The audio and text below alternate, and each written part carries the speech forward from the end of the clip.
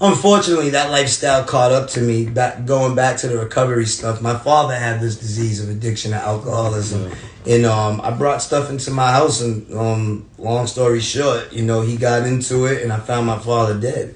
And during that situation, the guilt, the pain, the sadness, the depression, but most of all, the guilt and the remorse.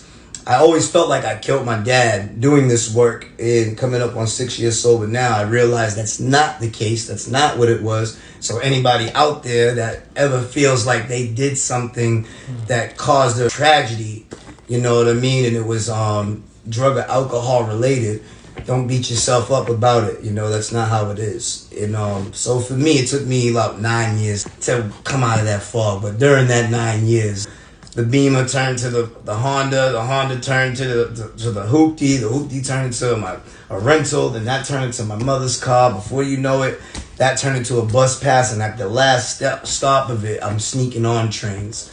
And I just use that same analogy, and I'll do it to the day that I die, because it takes probably like a 20-chapter book, and it breaks it down in one sentence of the digression of how low I went. To driving a foreign car to sneaking on the train. And I met the devil face to face doing that. Everything that I said I would never do, I did.